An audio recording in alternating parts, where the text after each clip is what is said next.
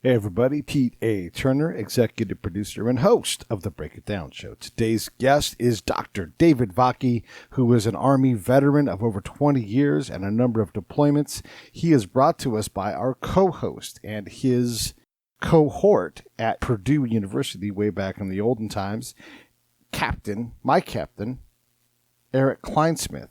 Erik has brought us a number of other guests to include his own show, but also the other one where he and Thomas Colbert unmasked D.B. Cooper. So pretty interesting. Overall, I think Erik's been bringing some great guests, and I'm really thankful for him. He and David both released books right before we recorded this on Veterans Day. David's book is called Straight Talk for Veterans, A Guide to Success in College. And basically what this is, it lays down for both sides, both the student veteran and also the administration, on how to create veteran-friendly programs in higher education. Dr. David Vacchi has been through school a couple of times and got a PhD through UMass Amherst and has worked in a variety of educational settings. He's also a 20-year veteran. So he and Erik went through Purdue together as ROTC candidates, is my assumption. I think that's correct. And they were friends back then. And then, of course, Erik and I met up when he was my commander, and all three of us were able to kind of talk shop. I'm positive that David and I have been in the same room at some point during our time in Iraq. We both were there for Operations Enduring Freedom, or Iraqi Freedom, and Operation Enduring Freedom. Hey, listen, as always, it's important that you support the show with shares, with likes, with buying the t-shirts, participating, all of these things. Tell some friends. This is how you help us continue to put out this great content. And as always, SaveTheBrave.org. This is where I put the bulk of my energy for charity. We have a bunch of things coming up with Save the Brave, and I think you'll like how we approach the whole PTS problem. So again, SaveTheBrave.org, hit the donate tab, hit the monthly bar with a little number, maybe $15, maybe $25, whatever it is. That little bit will help us help these veterans in need. All right, let's get back to it. Hey, here comes David Vacchi. Lions Rock Productions.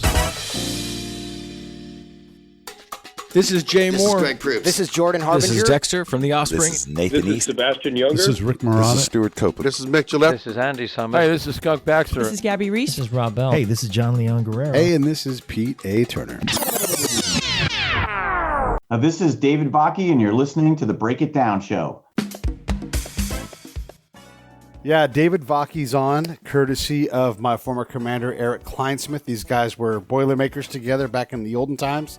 And David ultimately retires from the military, so this will be sort of a... And it's Veterans Day, fellas. Hey, I thank you both for your service, and especially thank you to your families for their carrying the weight while we went out and served. But just it's neat to be able to do these shows. It's great. I love doing them with Erik because, if I went back in time and told Captain Kleinsmith and Specialist Turner that they are going to be hanging out, almost 30 years later, I would have been laughed out of the future. Right. There's just no way. So I love impossible stuff, and I love Erik pushing the envelope with who he brings on the show. Thanks so much, and I'll kick it over to Erik to have him introduce you. Hey, this is Pete A. Turner from the Break It Down Show, checking in real quick to ask you this. John, Scott, and I all support Save the Brave with our time, our location, our effort, and our money. Each month we give a small amount. Do the same with us. Go to SaveTheBrave.org, click on the Donate tab, pick an amount that you want to come out each month, and they will handle all the rest. I stand behind these folks.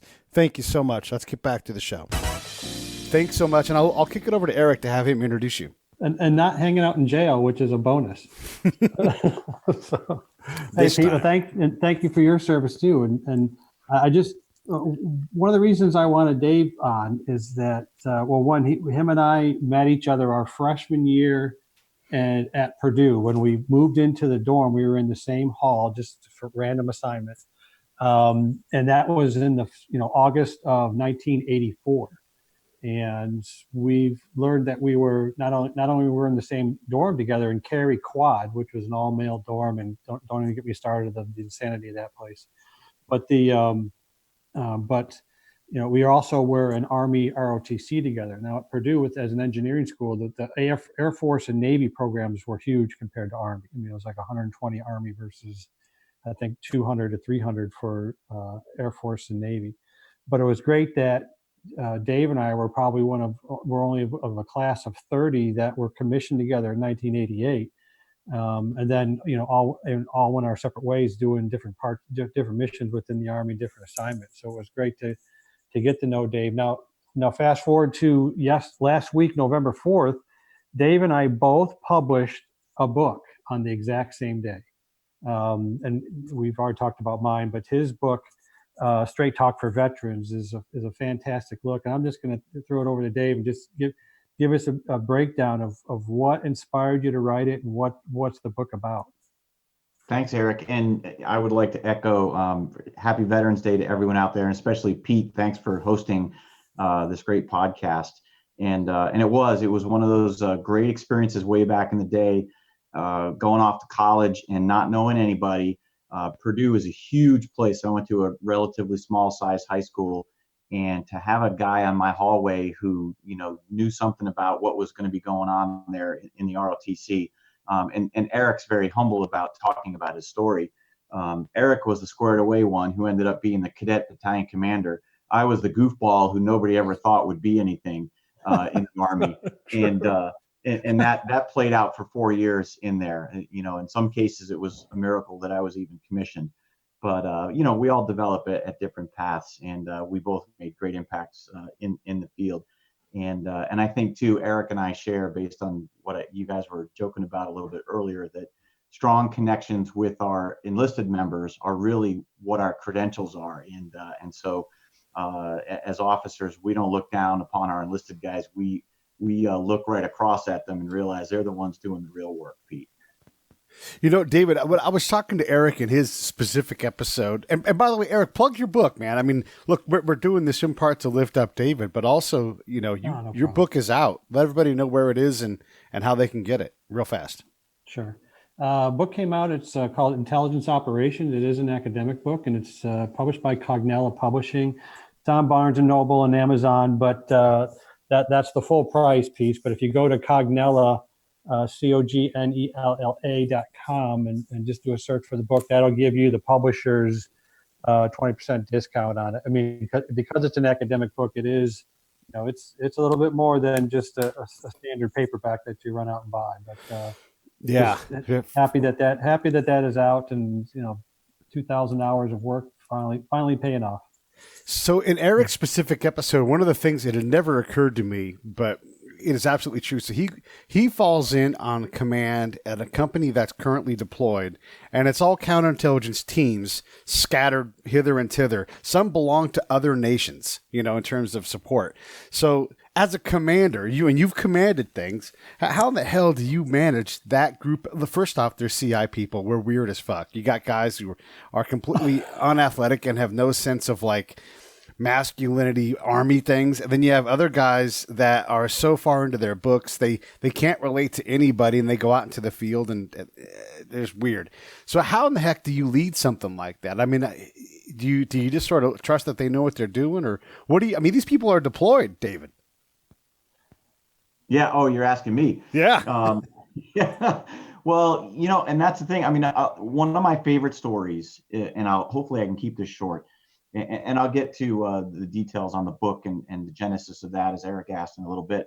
But one of my favorite stories is talking about, leadership comes in many ways, and the stereotypical GI who can do the job comes in many different forms as well.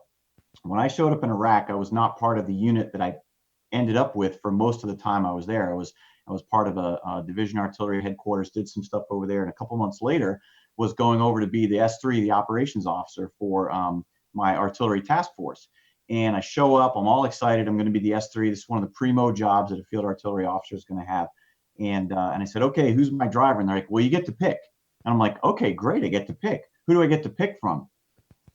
Dope smoker number 1, dope smoker number 2, dope smoker number 3, who got the other ones in trouble before we deployed.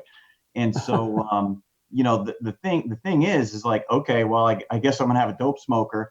But the bottom line is, I picked the guy who was 6'3", 220 pounds. But then I said, you know what? I'm gonna pick the other guy that got him in trouble in the first place, and that guy became my gunner. And of course, I had a hangar queen for a Humvee, and these guys just needed some sort of validity that they were useful.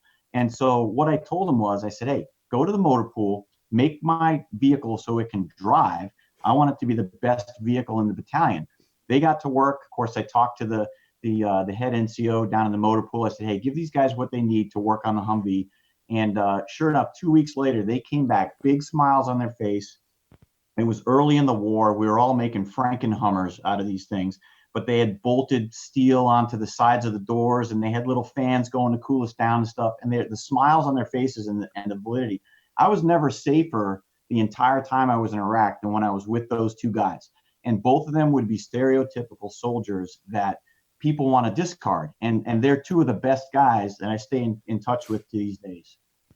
I can believe it. And what a message, because like first off, leadership comes, in the challenge that's presented to you, and you've got to figure out how to lead your way out of it. And to have just one tool is, you're not a good leader. You need to be multifaceted and willing to let great people be great. Let people who are mediocre be great, and just give room to people and find out what gets in front of them. And then when you talk about transition, it's the same model. Like, you come out and you say, hey, I'm a counterintelligence guy. I'm like, well, that doesn't really help us here. Like, you have no idea, like all the different things that I've done. If you're fill in the blank NCO type person, you are part ops, part logistician, part whatever. You have all these different skill sets. And it is remarkable that we get kind of pigeonholed into, why don't you start at the beginning again and do this job standing in front of this door and making sure nobody goes through. We've got to do better at that. Tell us about your book a little bit. Yeah, and I think right there what you talked about is exactly what inspired me to get into this book. The original genesis for my scholarship is about 10 years ago or so. I finished my PhD a couple years ago on the GI Bill, and along the way I was researching the experience of student veterans in college. And one of the things is people focus on the transition. Well, there's some pretty bad literature out there that just basically says, veterans are struggling, veterans are failing. And for me, one, I'm an endless hopeful for all veterans. Like, I see only positivity in all veterans, because I know what these guys and gals did while they were in the military. Two dope smokers became the most, safe guys that were around when I was in Iraq. And so I'm thinking, okay, well, let me see what the eyeball tests tell me. And I'm looking around and I'm like, I'm not seeing a lot of failure among veterans in college. What's going on? Well, fast forward several years later, Student Veterans of America puts out a study. Perhaps the most successful population in college, graduation-wise, are veterans. Really? Go figure. It's not really a surprise. That goes all the way back to World War I with that kind of data. And so, for me, I get passionate about that. So part of the motivation for the book is to dispel some misinformation. The other part is, let's not talk about the ways that people fail in college, particularly veterans. Let's talk about, these are the things that have proven to be successful, and let's show everybody else the things that contribute to veteran success when they're transitioning and going through college. That's the motivation for the book. And I think that the field has been waiting for this for a long time. And I've already had the first person who's completely read through the book. She's working on her PhD at a university online, and she lives here in Charlotte. And I said, this probably won't help you with your research. I gave it to her on Friday. She was going to read one chapter this weekend. She ended up reading the whole book except for one chapter. And she told me that this is going to help her not only in her dissertation research, but it's also going to help her because she works in a veteran services office. It's exactly what I was hoping it was going to do. I was just thinking while you were saying that, because we've had experience of veterans. They come back. Even when we were going through ROTC, we had guys who were green to gold, or they were enlisted first, and they had joined the ROTC program. And I remember distinctly then that they seemed to had a harder time going through at least the ROTC program, because it was kind of like, I've actually done stuff in the military. I'm at the point now where it's like, why do they have me cleaning a stadium on a Sunday morning for trash? Why do they have me selling hot dogs and doing ridiculous stuff that cadets do? And that was a tough thing. So I'm wondering if at some time during your research that you found, what were the biggest challenges to veterans going back to school, even though you just said that they were, a very highly successful percentage. What did you find was some of the biggest challenges with veterans? Right. The challenge, that's a great question because, what I know is that given the average veteran going to college, they're going to figure it out, right? These are the most creative, most improvisational folks, and they'll overcome just about any obstacle. The reality, though, is that how bumpy that initial transition is, that is the dynamic that we need to talk about. And what you're talking about, Erik, is exactly that. I'm going to come into the ROTC, or I'm just going to come into the broader university, and it's a culture shock. It's like, well, I already went to basic training. I served in the Army for several years. Now you're going to make me learn how to shine boots and stand in a formation. I already know how to do that stuff. And it's the same thing when veteran comes off the trail. You get a guy like Pete coming off of active duty, doing CI stuff over in Bosnia, something like that. And then comes onto a college campus, and all of a sudden you have, whether it be the gay pride parade or everybody's talking about, we got to focus on this person because they're special, or that person because they're special. And a guy, someone just off the military is going to be like, I thought we were here to focus on our academics. And and so it's this culture shock of all of that. And then the other piece of it is that when there's a problem, a veteran believes that they can go to the person in charge, and the person in charge can fix stuff, which is what it is in the military. You go to the company commander, you go to the battalion commander, the brigade commander, the commanding general. Those guys and gals can make lightning strike and fix stuff. Really, the best case of that is the sergeant major. That's where that stuff usually happens. On a college campus, that person doesn't really exist, even though there's a structure that exists. The university president doesn't do that. The dean doesn't do that. Even the director of veteran services can't do that. There's almost nobody who really can make those kinds of things happen. So there's a big culture shock. And so for me, on transition, it's not that veterans can't effectively transition. It's, can we make the transition smoother, more efficient, and more rapid so that they can get on to the business of finishing their degree in good order? Let's change the tone of this a little bit too. I mean, I fancy myself a bit of a cultural pro, so let's not call it a culture shock. Let's call it an intersection, and there's just not much context on how to get through it. I mean, it's like if someone was to look at you and they'd say, "Oh, a retired officer, you must know everything about the military," which of course, you know a ton about it, but you're also a PhD and have, I would say, when I look at your background, you're almost more of an academic than you are a warrior. How would you balance out the scale in terms of your academic pedigree and your military pedigree? I think that, so at risk of jeopardizing reputation with some of the academics, it was easier for me to become a high impact maker in academia for two reasons. One is, I think there are some people in higher education that are slackers. There are some that are not. There are amazing people that are out there. The other thing is the veteran field, the topic area is really small as far as academics. And so someone who's really willing to tap into their passion and make those kinds of impacts can do that, which is, I think, what I've done and what I continue to do. To balance that with how did I get there in my military career? There are several moments over my military career, much like Erik's success with what he's done in the intelligence field, is I've had moments where I had tremendous field artillery-wide or Army-wide impact on the critical thinking, problem-solving kinds of things that I've just been in the right place at the right time with the right solution to be able to do. And so I think that I learned how to do that stuff in the Army. And then it became easy for me to see in what can be an inefficient medium, higher education, to see the need for that kind of impact and to just zero in and say, hey, we need a book like this to dispel some of these rumors and to help veterans ensure their success.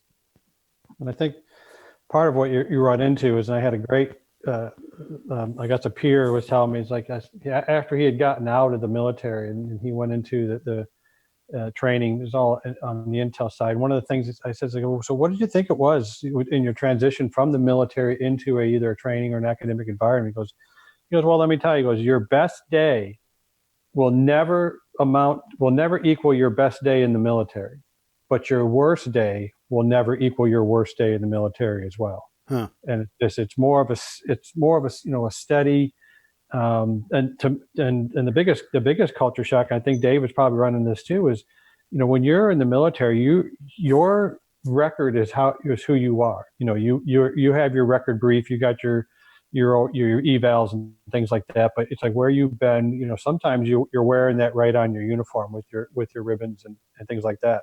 Once you go into academia, none of that really matters. It's all about what's your curriculum vitae? What's your PhD in, really?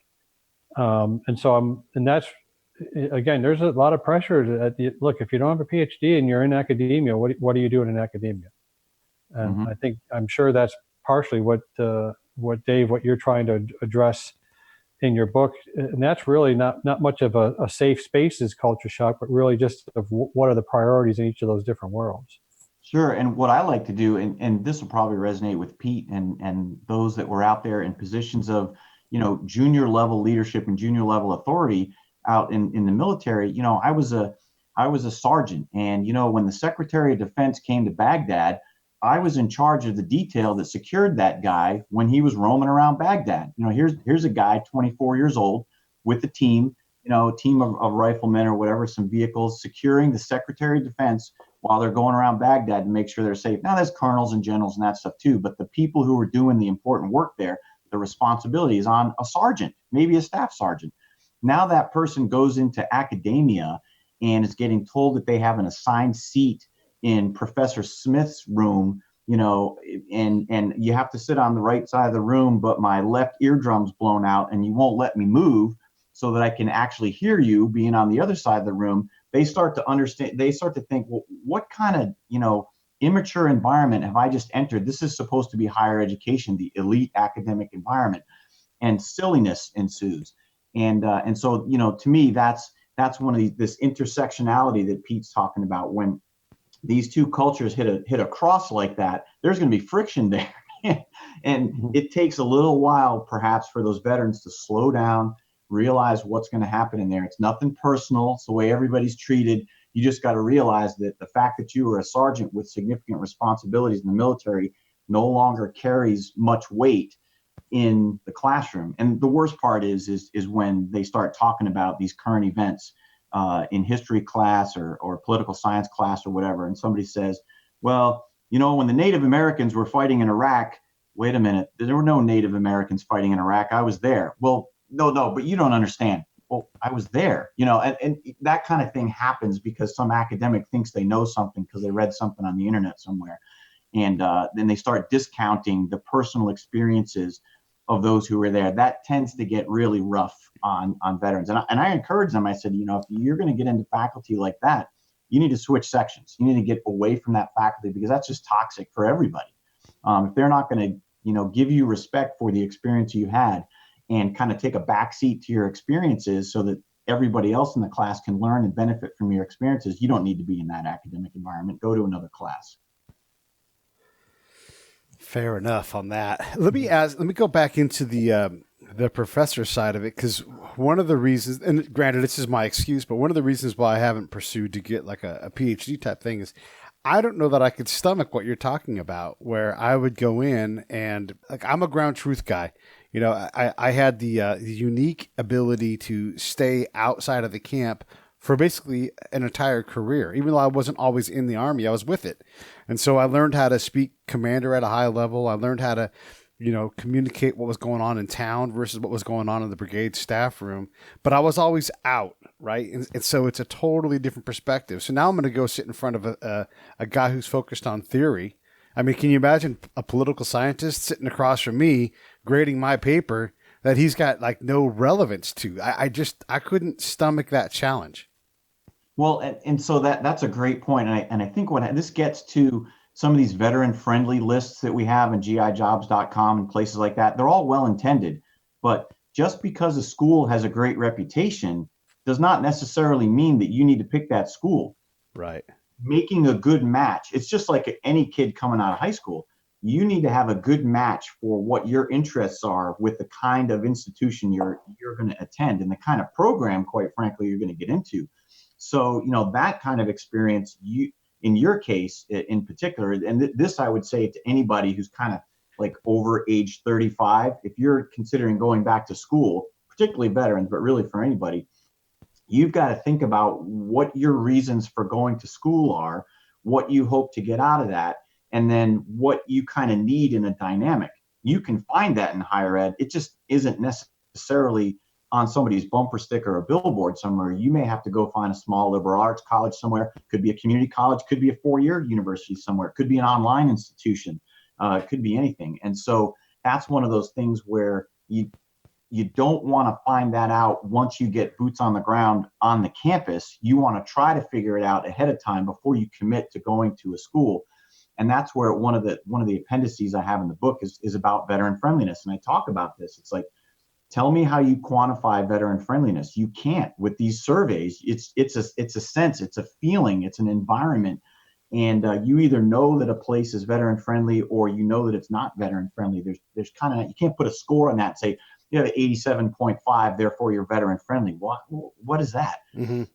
And that's what these online surveys are trying to do with GI jobs. And again, it's well intended, but when we blindly trust those things for choosing our university, that's probably not the best way to do things. And so that's where, if you're going to go to a PhD, my questions to you are, why are you seeking a PhD? Because PhD is not just the next level of education like all the previous levels are. What kind of degree are you looking for?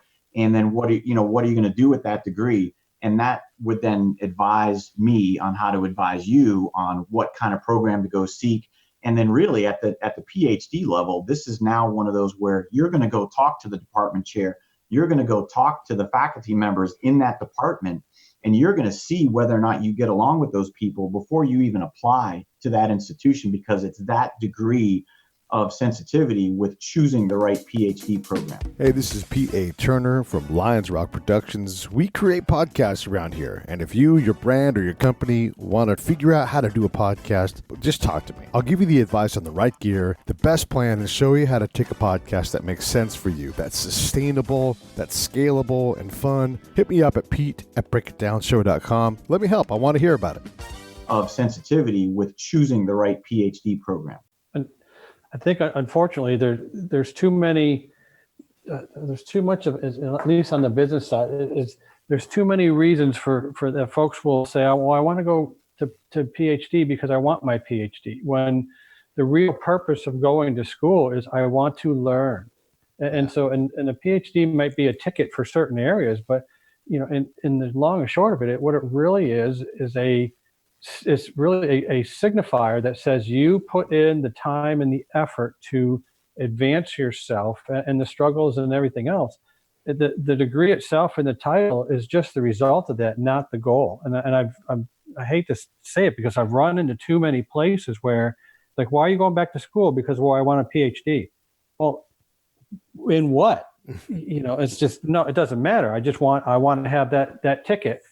And so it's, that was kind of one of my big eye openers, because as I was writing, I had not people from my own school, but I had folks that, oh, what? Yeah, you're going to, you work at a college. Why don't you go get your PhD? And it's like, no, I'm writing a book. Well, go ahead and get it afterwards. Like, why? I'll have a book out. So it's, I'm sorry. I'm looking at it from a very skeptic, a soldier's view, where it's like, good, there's got to be a purpose other than another ticket that I got to punch in order to continue my Well, I think this is one of the key differences between how we sort of live our lives. And I think there's two things that I'd want to say. There's ways that we live our lives and what we're trained by going through the system that we go through. And one is like when there's adversity, you can build a team and get after it and solve that thing. But you have to steel yourself and create your own internal resilience. I don't think academics think that way. I think they're a lot less collaborative. Now, look, I know people write together and that kind of thing, but it's sort of like, hey, it's on you to go out and do this one thing, and it's much more isolated, I guess. Almost kind of like these trigger warnings you were referring to earlier, David, where we were going to have a parade and single somebody out, and if they have a problem, then they should go deal with their problem in a quiet way. And I just don't think that warriors are wired to do that. And then the other thing is if you're going to get a PhD, yeah, I want a purpose with this. It's not just look, I don't need another resume item. I've got. It's kind of funny actually. When you look at David's LinkedIn, he compresses like 15 years of military time. He's like various. Yeah. Right. Right. And that's sort of the point, right? It's like, yeah, what do you mean a 2-page resume? Like how in the world do I fit? You know what? I did stuff is going to be like a big lower section, a lot of things.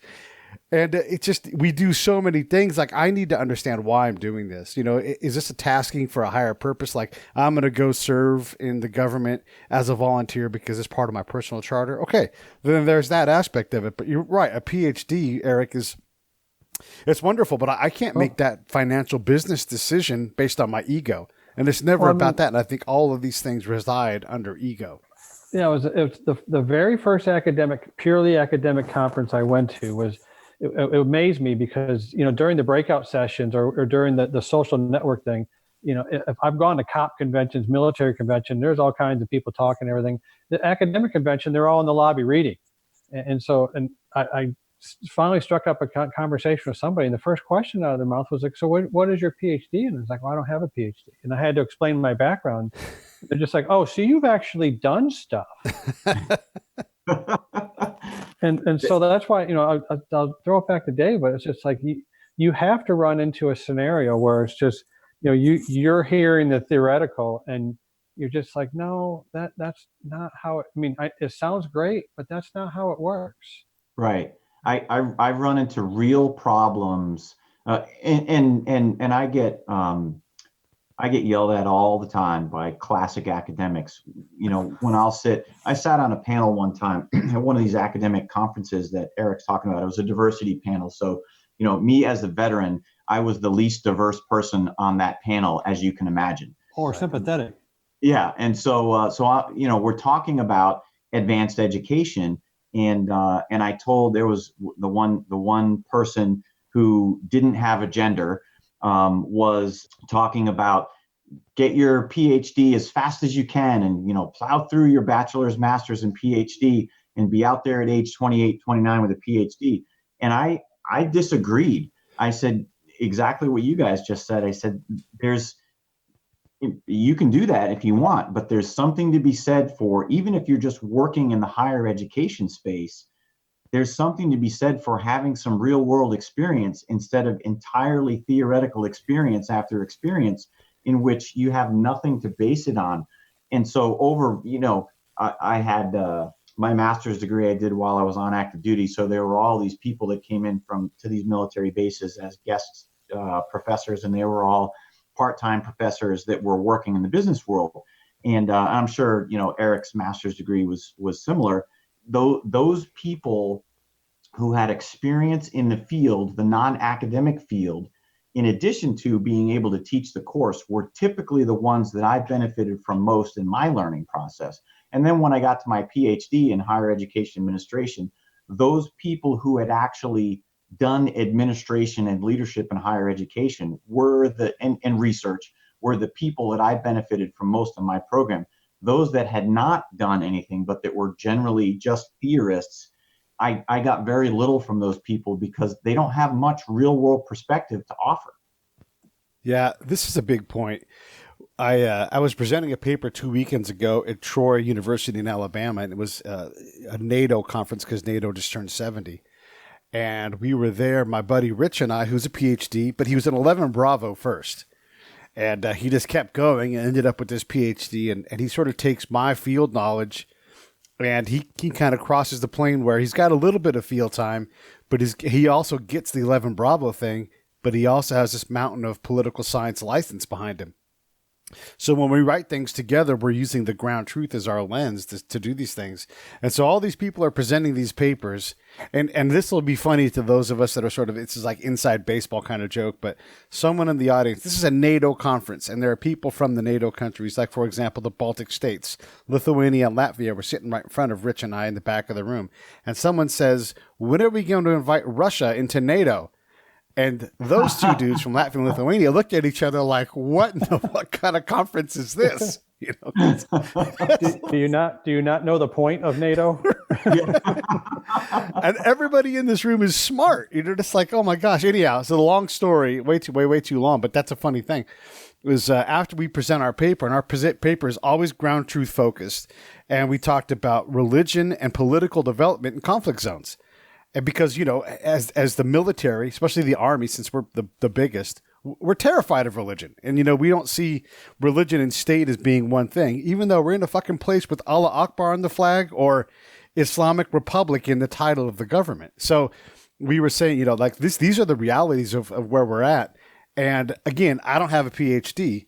I'm sitting next to one, but Robert Hunter, who was Clinton's ambassador to NATO, came up and said, your presentation was worth the price of admission, because we brought reality that not any other PhD person could deliver. And on top of that, the lady who's next to us presented on female engagement in conflict zones, didn't realize she was sitting next to people that are published, Rich and I, in female engagement in conflict zones. And I will tell you right now, she wasn't above the bar for professionalism. She was talking in terms of these effect-driven things where we went out and we accomplished rug weaving. So this ground truth thing, this reality that you're talking about, yeah, you can go be a 28-year-old PhD, and God bless, that's an awesome start. But you're going to lose every time to the person that's like, here's what you don't understand because you've never been there. You're in what I call the spaceship, where you look down and everything's easy to solve. Down here, how you handle things day to day might determine whether you or someone in a subsequent deployment gets blown up. Yeah, and the classic example of that painted itself out. My very first course was leadership in higher education, and of course, you know, I figure, well, I got the leadership thing down. We'll see about the higher education part.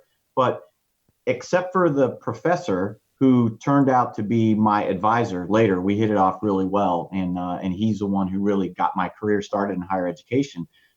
Except for him, nobody else in the room. There were probably 17 or 20 other students in the room. Nobody had ever been in charge of anything, never responsible for anything, never actually led anything.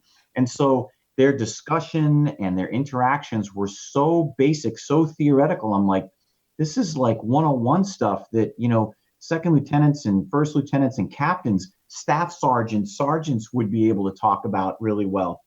This stuff's easy. And so I was, you know, running academic circles around these people in my very first course. I mean, it got different when we got into more theoretical and higher education like kinds of topics, but the leadership piece, nobody had leadership except for me.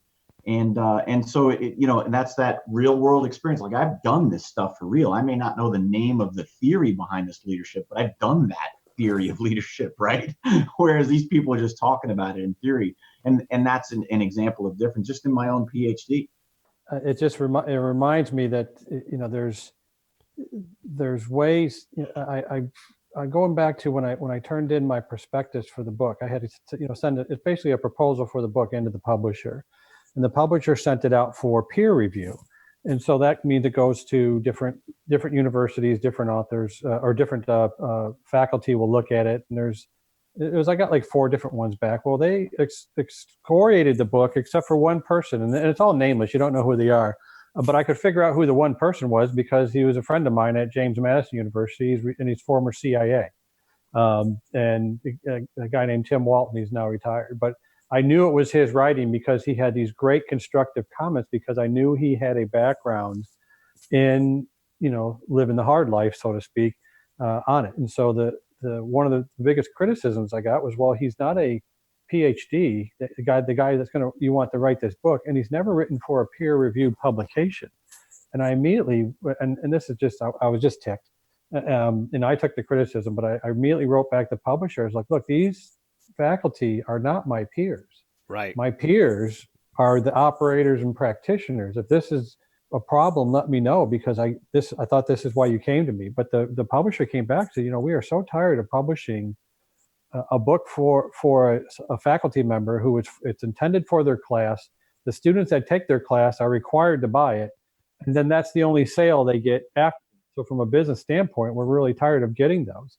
We wanted yours. We came to see you because we thought you would have a much more broader expanse and give us something that's a little more fresh or more, I don't want to say applied insight, so to speak. And that became everything. All of the professors that I really had respect for, both bachelor's and master's, are folks that could talk the talk because they did things in the. Yep. And that's the same thing my book does, Erik, is rather than being a book that talks to staff and faculty about student veterans, this is a book that's talking to student veterans from a practical sense based on what we know works.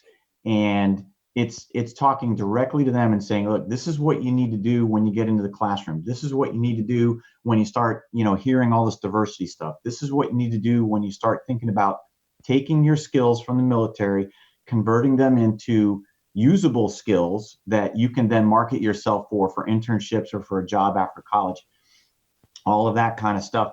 And it resonates well because it's just more practical in nature. It doesn't mean that it's not grounded in theory and it's not grounded in academic best practice and a lot of that highfalutin stuff. It's just brought down to the user level so that it's digestible by the reader. But then, as faculty or even school administration, I would want to read this. It becomes even more important because, look, this is what this is one of the only books of its kind, but this is what this guy, Dave Vacchi, is telling veterans. So as a faculty member, I need to know that, so I'm sensitive and understand that this is the kind of approach that these folks are taking coming to my school. And obviously when you're measuring the success of a school, the success or failure of the students is everything. And this is the guide that this guy is saying, for these students, I'm going to learn more about the veterans that are coming in, because that's is critically important for for my school's business model. Yep, that's exactly right. And that is the second population for the book are faculty and staff, because if you read the book, it's going to be an easier read than reading some academic journal article somewhere. Right. And you're going to get an understanding of how, straightforward and frank discussion is between veterans. And you're going to see this is perhaps some of the perspectives that veterans might come in. And I'll tell you, Pete, you'll appreciate this. One of the problems that we talk about when we focus on everybody else, we focus on the team, we focus on the mission, we also focus on, we don't want to be the weak link, right? We focus on, being strong. And if that person's weak link, we're either going to fix them and make them stronger, or we're going to eliminate them, right? Yes. And so, this is, for me, in veterans now, all veterans transitioning out of the military, this becomes a more critical point. Is that our military culture tells us that seeking help is a sign of weakness. And this book speaks exactly the opposite of that. The weak ones, or shall I say the dumb ones, to speak critically, are the ones that don't seek help. The strong ones, the smart ones, the successful ones are the ones that seek help. And what we try to do, rather than just say, call the veteran suicide line if you feel suicidal, we don't do that because nobody has time to remember what the veteran suicide number is. We speak to how common it is by all students in higher education to use academic support services, to use mental health and counseling services, to use the disability services. Everybody in college, not just veterans, not just people in wheelchairs or whatever, everybody in college uses all these services. Go and use these services. And if you have, if you're a slow reader, or if you have some sort of disability from your military service that causes you to process stuff slower, or you may need somebody to take notes for you, you go to disability services, you can get accommodations for all of these things, extra time on tests, special note takers, special devices to help you take tests. It's all designed to level the playing field so that you can be successful. There's no reason to not go out and seek this help. And that's one of the common themes that is throughout the entire book is seek help. Whatever it is, seek help. Yeah, that's such a powerful thing. When I got my master's degree, one of the first things that we were told by one of my professors, I guess you would call him, one of the instructors, was you're doing something that's more than what 1% of the people will do. You're above 1% by doing this step. And you're doing it while you have a full-time job. Many of you are in the Army. So this is not supposed to be easy. This is going to be hard. You're going to have to learn how to adapt to it. And I have every confidence that you will, because you're sitting here. But don't underestimate this challenge and what it does mean to you as a person. Forget about the resume thing. And that, obviously I still remember that to this day. And I've had a master's degree for over 20 years. But I was like, yeah, you know what? This is a pretty hard thing. And so when it got hard, I'm like, oh, that's right. It's just supposed to be hard. I'm supposed to, and you guys have master's degrees. How I experienced it was they throw books at you. You've got to read through them to understand the material, even though you're not going to understand the reading because you just can't I couldn't parse it that fast. And it was often at a level above my education. And then the person would come back, you'd be like, here's what you read and here's what it meant. And I'd never learned that way before, but it was such a challenge to accept that I didn't know what I was reading, try to internalize it so that when it was explained to me, the pieces would start to fall together. Yeah, I don't know what you've experienced, Erik, but that's a similar thing. Especially the more advanced your education gets, is you're now getting more into that flipped classroom. They're expecting you to digest that reading and come to class ready to move on to the next level, not to rehash whatever that was. And to go back to what you were saying, there's too many people. I mean, from the university side, Erik can talk to this more than I can. Probably his university is not doing this, but the almighty dollar is pushing things too much in higher education. In other words, the more tuition money we receive, the more solvent our university is, and we don't care about people walking across the stage with a degree. Or we are pushing people across the stage, but there's such a low quality that it doesn't really mean anything. In other words, I feel like I need a PhD, so we're just going to do easy grading and pass people along because they're paying us tuition money. And I think that diminishes the value of master's degrees, bachelor's degrees, PhDs, EDDs, all of that stuff. And I think that it's a disservice. And that's why you have people out there with master's degrees in history who are baristas, because we're producing too many of these. It's just the way, it's just, I don't know. It frustrates me. I don't know what the answer is, but it just frustrates me. Right. When I went to start to get my master's degree and I got my degree at American Military University where I work, I was working in a black program on active duty. And one of the reasons I went on it, because in this particular program, we were not in a busy cycle. And so I just started taking these classes online. Actually, it was their correspondence since it was 1998. But the first class that I was required to take was research methodology. And that was the biggest eye opener, because I had learned that my entire time in my bachelor's degree, I never learned how to properly, research for all the papers that I wrote at Purdue and all the things that I had, the work that I had done. I wasn't doing it right. And that was the biggest shock. That's like this, the rest of the schooling that I had, of course, the degree was in strategic intelligence. So the stuff that I was learning, I was walking right into a skiff the next day and applying it. And that was a big deal for me, that as it kept me going and kept me driving on. It's like this, even if I never got to the finish line and got the degree, I was still learning. And I figured, it's like, look, I'm reading all these books anyways. I might as well put a structure to it. And that was the biggest pull. Again, it's like, don't go to school just to get the piece of paper at the end. Go to school so that you're bettering yourself as an individual and as a career profession. Yep. The other thing I guess I would want to say that to folks who are listening and in a business hiring role is understand that, like what Erik is saying, is the norm. That colonel who commands a brigade, about approximately 5,000 people under brigade, that person likely has 2 master's degrees and is either completed or going to complete a PhD, all of it field relevant. And I without even knowing, in the blind, I'm going to assume that Erik and David have had this happen. They've all worked internationally as well as cross branch. So they've worked with other services and with other services from other countries. You think about that kind of experience, and then I'll also mix in all of the actual leadership training, not just I'm a leader self-declared, but you actually went through and had to lead and, more importantly, be led by somebody. It's such a all of those things are incredible when you think about over the course of a career. You're in some form of completion on all those tasks. And every colonel I know has been published in some kind, even if it's an edited volume of, like a not a peer review, but an editorial review. Everybody's been published in some way, some form or fashion.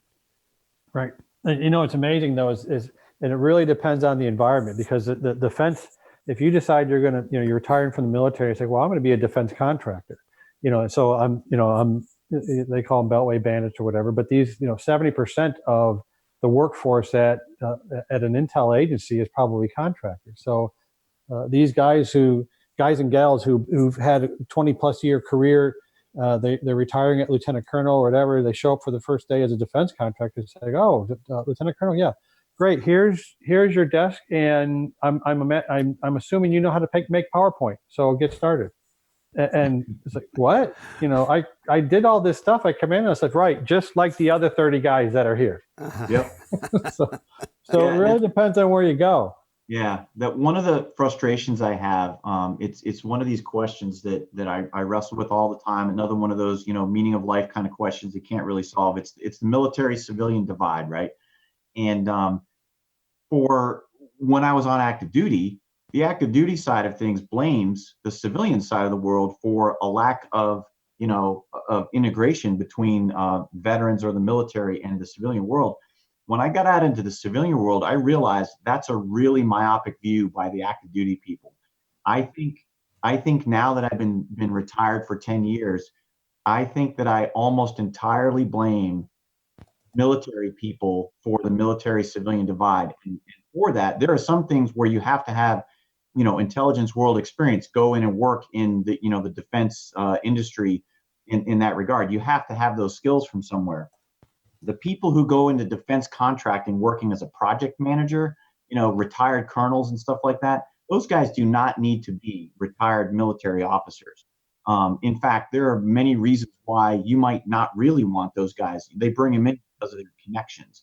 But I think the bigger piece is what the civilian world can do, even though I don't think the military civilian gap is the fault of the civilian world entirely, is I think military or civilian employers can seek to hire retiring military people in greater numbers, because I think when you need mid to senior level management people, I think that you can get a much higher caliber person at a bargain on the dollar if you're hiring a military retiree, because we're not just looking for pay, we're looking to contribute to the mission of an organization.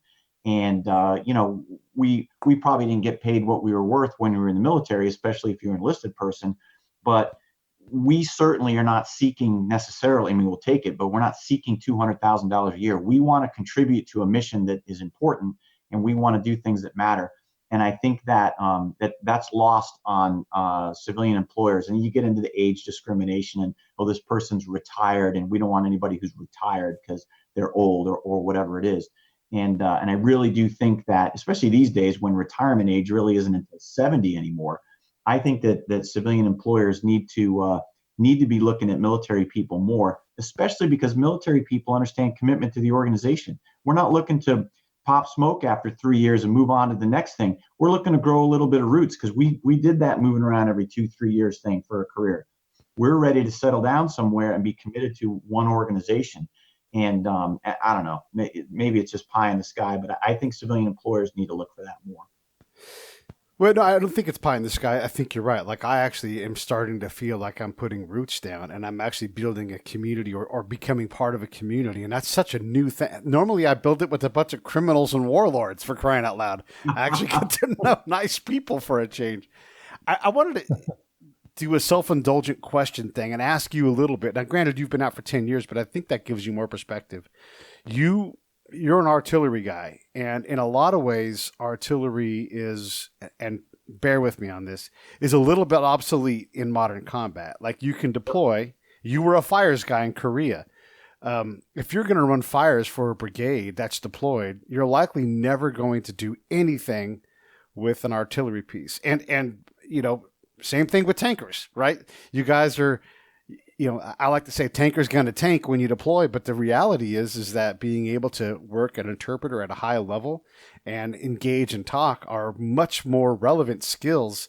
So what do we tell these majors and captains that are coming up in the combat arms who are most likely throughout their entire career not going to do, I mean, the vast majority when they're in the field, it's not going to be fires and it's not going to be, tank on tank battle. I will tell them, this is just me, back to my time in ROTC. Stupid luck, 4 years later, somehow I ended up crossing the stage as a second lieutenant, right? And, some stupid luck things happened to me early in my career. And one of those is because even as an artillery officer, I was not the most math savvy or computer savvy kind of guy. And we do a lot of, even back in the 80s, we're doing ballistic fires control with computers way before everybody else was using computers. And I just wasn't good at that stuff. Oh, by the way, our enlisted folks, especially our NCOs, are the technical people responsible for doing that stuff.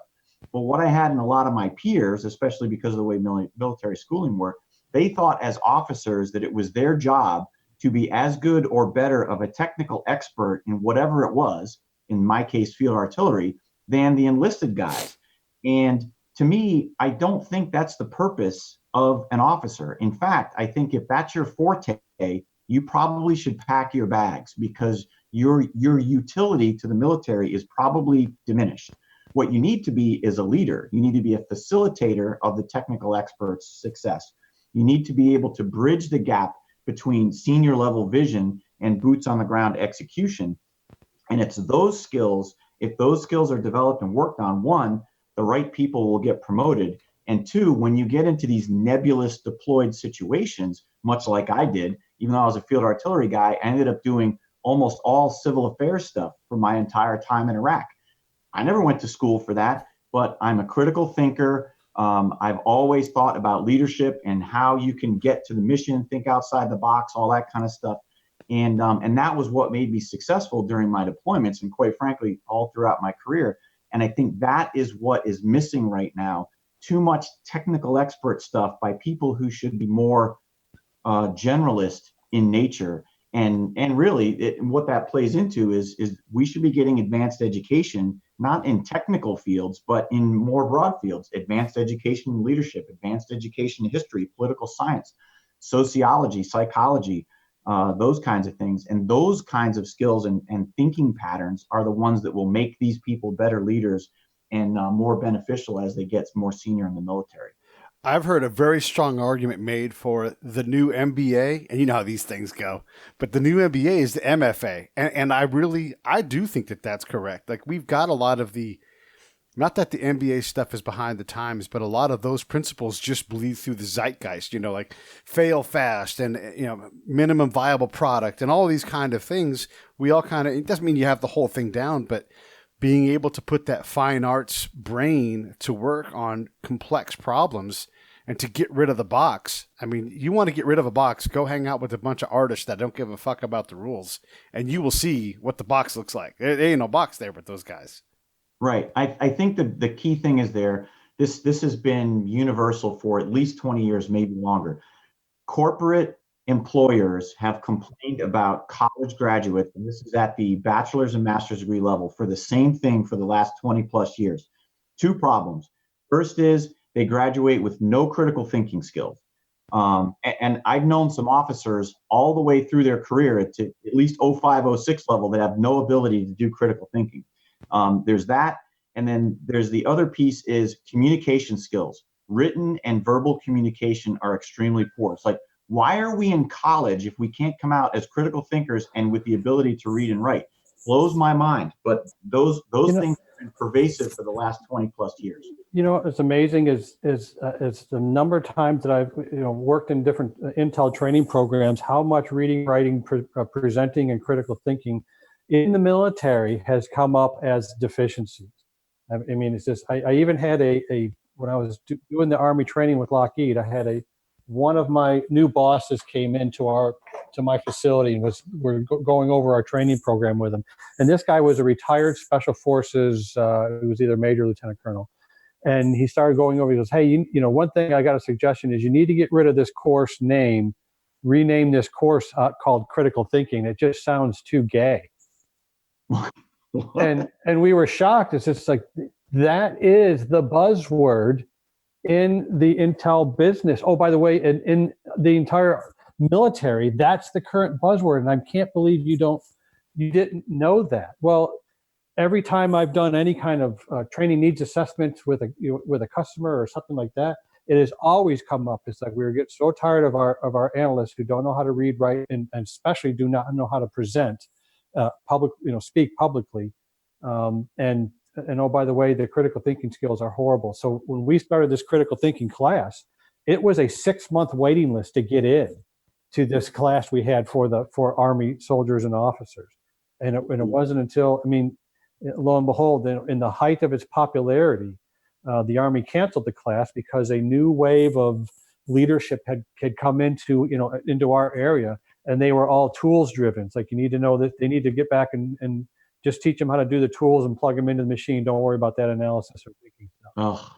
So it's not just academia. It is, society has gotten like that. And I tell you, it's just, part of it is like, when did we stop thinking that critical thinking skills, analytical skills, looking at your sources, identifying, bias in your own writing or somebody else's writing, and be able to write critically? When did that become a skill that we did not need? I'm thinking about this is such a sergeant majory thing to say, but when that kid stood up in front of Don Rumsfeld and asked him why we didn't have everything, and all of us guys that have deployed before and had some years in the Army, when he's like, you deploy with the Army you have, not the one you want, that blew everybody else's minds but ours. We're like, yeah, the sergeant major's going, you got what you got. Yeah, I'm like, yeah, you got all these potheads. Right. Go figure out how to run your mission, sir. Like, but I wanted better guys. That's what you got. The nicest way to say, suck it up, buttercup. That's right. Don't drive over a roadside bomb then. Yeah. Yeah. Right. One of my favorite stories with that kind of thing, and this really captures like this whole vibe, is I think he was a civil affairs major, and I believe a reservist. That just gives context to us, but the brigade was jumping and going further away from Baghdad proper, and everybody had to scramble. My entire team ghosted on me. They all went to conferences and other things, and so I had to move the team by myself. So, we're all working, we're all sweating, it's hot as fuck, and, it's just a big pain in the ass, but it's a pain in the ass that you have to deal with. And this major has a team, and he comes up to the ops sergeant major for the brigade and says, we're working every day until 3 a.m, and we need some help. We need some extra bodies to help us finish this move. And the sergeant major looked at him as he ate like peanuts from a bag, and was like, move it 3:01 a.m. Like, nice. You got what you got. If you got to work at 3:01, you work at 3:01. That's when you move. Right. Have a good day, sir. Wow. But that's the thing, that once you've accepted that lesson, yes, it's 120 degrees. We have 100 pounds of gear on. It's hot as fuck, and we're walking on asphalt. No one has to say, oh my God, it's so hot out here. Like, there's just. Yeah. Well, that brings me back to some of the initial things we were talking about, where you got guys who've been in the military for 4 or 6 years, and they get out and they go to college, and they said, I just had my drill sergeant, my first sergeant, my sergeant major tell me I was worthless. And now I'm here at a school, and they're giving preferential treatment to some aggrieved group that I really don't care about. So it's just like, hey, I've been worthless for 6 years. Now you're telling me I'm special? Get out of here. Yeah. Yeah. Diversity. I'm a disabled veteran. Right. Do I count? Exactly. No? Okay, good. Right. Well, yeah. And that's the amazing thing is, you talk about, veterans not focusing on themselves, is that's exactly right. Not only am I a veteran, which makes you a component of diversity, but you're a disabled veteran, which makes you a further component of diversity. But I'm not going to view myself from the lens of what we typically think of diversity, and that is someone who may need a leg up or whatever. And I think that's fair in some regard, because we talk about the success that veterans are having in higher education. By the same token, one of the reasons why diversity is a good thing, especially in higher education, is you have diverse perspectives.